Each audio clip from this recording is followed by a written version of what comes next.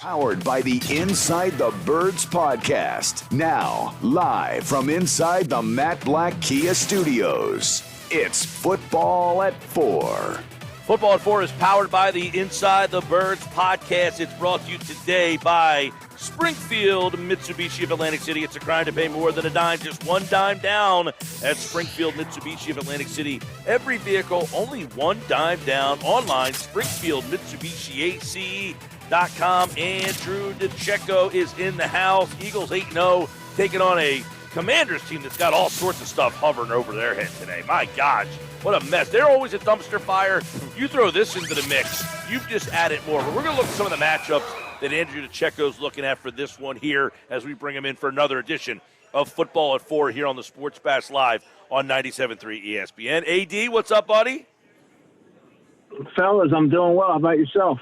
All is well. We got Monday Night Football, so we're an extra day off. We don't get that Eagles Sunday again, but there's a lot into this game, and we'll break down some of the matchups here. But I want to get from you, this Commanders team, their front four, definitely a challenge, definitely a team that could give some problems to this Eagles offense. And you take a look at the way that Jordan Mailata's played the last couple of weeks. Is he still hurt or something? But is that a matchup that you're going to be looking at, and how do you see it kind of breaking down on Monday night?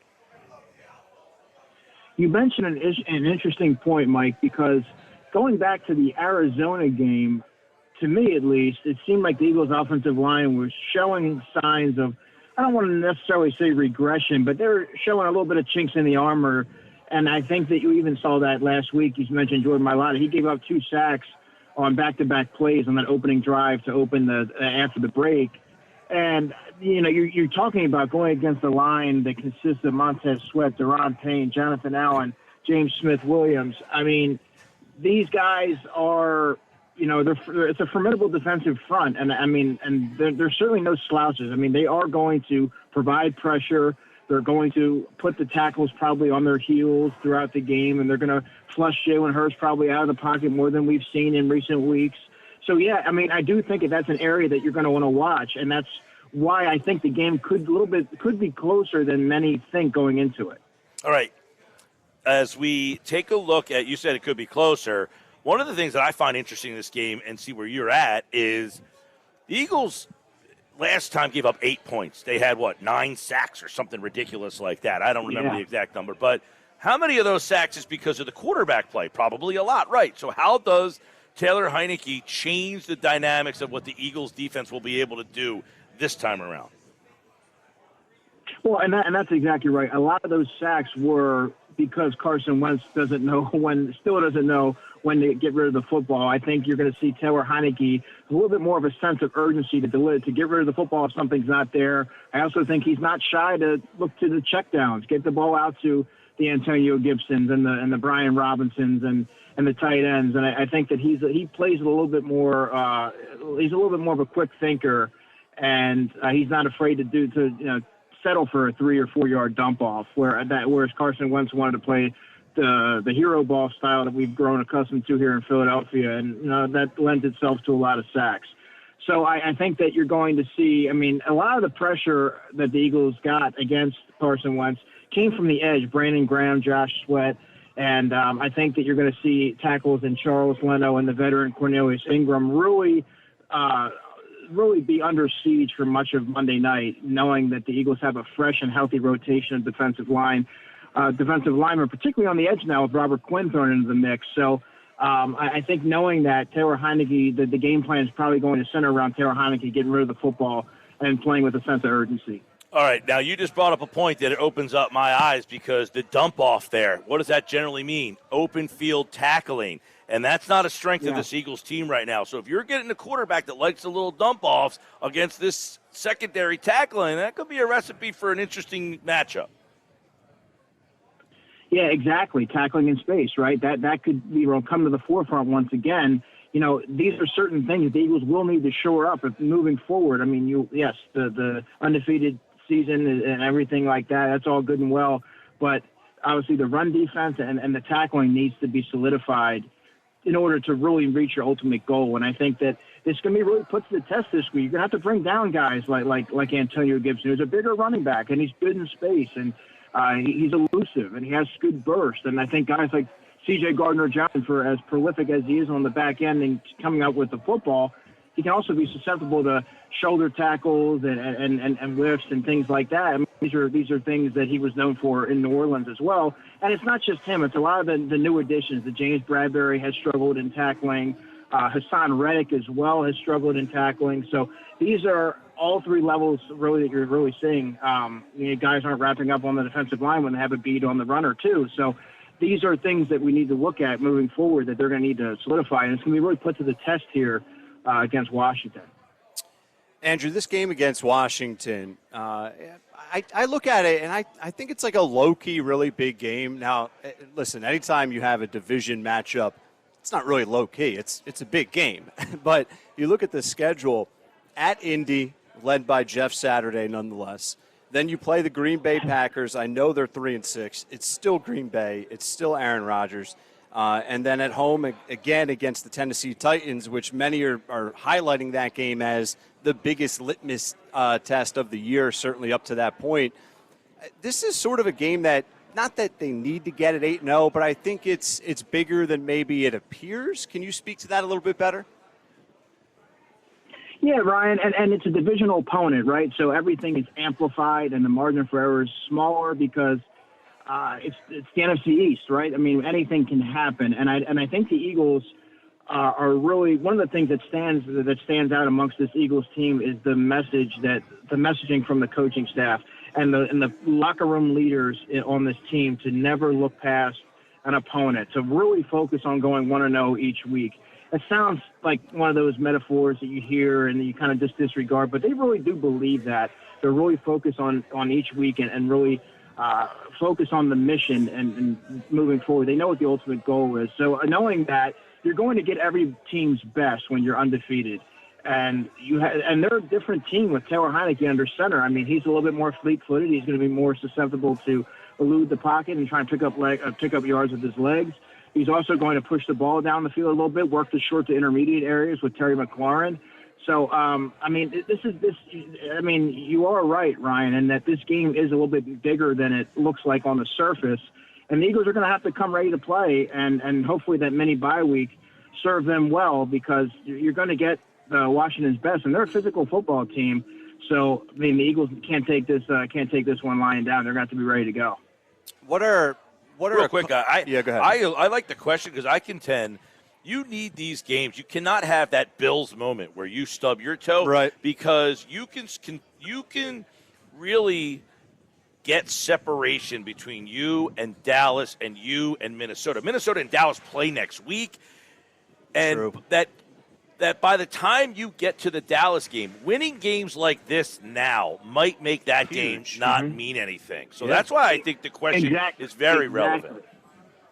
Yeah, and I wanted to add to that, and I was asked today, do I view the Buffalo Bills in the same class that I view the Eagles in? I said, look, I think the Buffalo Bills are a really good team, but I think the Eagles have the ingredients to be a championship team because they would never allow, the leaders on this team would never allow what happened to the Buffalo Bills to happen to them, right? They're not going to lose in the fashion that Buffalo did to the Jets. That's just not going to happen. And I think knowing that they need to take care of business now affords you the opportunity down the road to perhaps rest your starters, to try different things, and instead of having to go all the way down to the wire because you didn't handle a Week 10 game when you should have. So I think that there's some merit to that, to what Ryan was saying. It is a great question, and I agree wholeheartedly. You guys are too kind. I mean, what other compliments do you have for me? Keep them coming. No, but just to go off of that, I mean, look at this 4-game stretch, right? As I mentioned there, Andrew, starting with Washington on Monday night.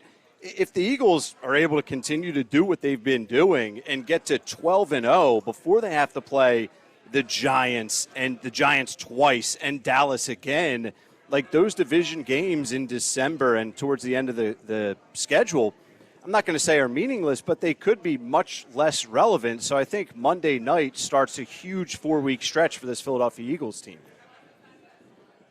It does, and let's not forget the tough road that Dallas has coming up. I think they have 3 games in 12 days, They're really depleted at wide receiver. I mean, they're talking about looking into Odell Beckham. I mean, there's rumors about that. So, yep. and the Giants, and I mentioned this earlier this morning, the Giants are a team that I don't know if what they're doing is sustainable because they don't have the components to play complementary football, right? I think you look at their offense, I don't know how outside of Saquon Barkley they're going to be able to consistently score points. And so they might be one of those teams that peak early, like they're peaking now, right? And they could very easily fizzle out. So there's so much left, so much season left that, I mean, I don't know which ones are the paper tigers and which one. I know for sure that the Eagles are the real deal, but as far as the Giants and Cowboys go, they could be out of it by the time that, we're looking at week 15 or 16, right? Yeah, no, absolutely. Talking with Andrew DiCecco, give him a follow at DiCecco NFL, InsideTheBirds.com. Give us a key matchup or two for Monday night, Andrew, that you're highlighting that maybe favors Washington. Not that I want to give them any props, but any of their strengths, any key matchups that stand out. Well, one thing, Ryan, that really struck me is before the game got out of hand in week 3, Antonio Gibson was running the ball very effectively between the tackles. And I want to see if they look to establish the run. Remember, Dameon Pierce, not long ago, just rushed for 137 yards on 27 carries, was pounding it between the tackles. I want to see if the Eagles have made adjustments, right? I don't think Marvin Wilson was equipped to man the nose tackle role. Marvin Tuipulotu wasn't able to do it. I think Javon Hargrave is going to be your answer in the interim until Jordan Davis is able to come back. But I think that might be their approach, and I want to see how the Eagles' run defense answers the bell after getting gashed for nearly 150 yards last week. I also want to see Darius Slay and how he's going to do, knowing that the focal point in the passing game for Washington goes through Terry McLaurin. Terry McLaurin, I think, got just around 10 targets last week. I want to see if he's able to take away their top weapon and really force Taylor Heineke to dump the football off and go elsewhere and make some other guys beat them. We got the Eagles last time they played. I think it was Devonta Smith had the big game, right? With the first week, you were talking about A.J. Brown, and how come no one else was getting any targets? And then Smith had the game against Washington. 8 weeks into the season, do you think the Eagles coaching staff is happy with how they have kind of distributed the ball and what their offense looks like to this point? Yeah, I think so. I mean, there was much made about that first week where A.J. Brown got peppered with targets, and a lot of folks wondered, well, what does this mean for Devontae? What about Quez?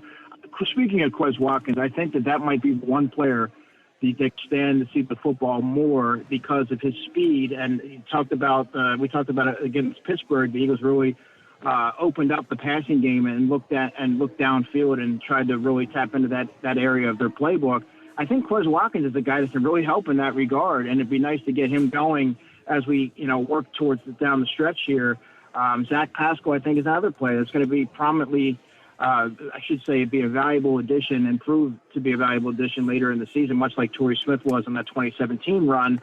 So I think that they're doing a decent enough job to facilitate the ball to all their different playmakers. It's very difficult. We haven't even mentioned Dallas Goedert, who I think is going to have probably the biggest game of them all this week, just based on you saw the damage that T.J. Hawkinson did against Washington last week. I think Goddard could even have he's going to have a much bigger game. So I think they're doing a good job in that regard. I just like to see a little bit more downfield shots probably to Quez Watkins to really open things up and put some stress on the back end. Yeah, 9 catches for Hawkinson last week in his debut. See what kind of game Goddard has in store this week. It's all happening Monday night right here on 97.3 ESPN. And, of course, Mel Reese. Mike Quick will have the call. Andrew DiCecco breaking it all down at DiCecco NFL here on another edition of Football at 4 on the Sports Bash Live on 97.3 ESPN. And, yes, Andrew DiCecco, I did catch you this morning on Good Morning NFC East. Good job, bud. Oh, yeah, thanks for checking it out, man. Appreciate that. Oh, absolutely. We'll talk to Andrew again next week right here on Football at 4. Football at 4 tomorrow. Adam Kaplan's here. We'll get his thoughts on this Eagles-Commanders matchup. And, of course, all the injury stuff will start to come out. We heard earlier Avonte Maddox did not practice today.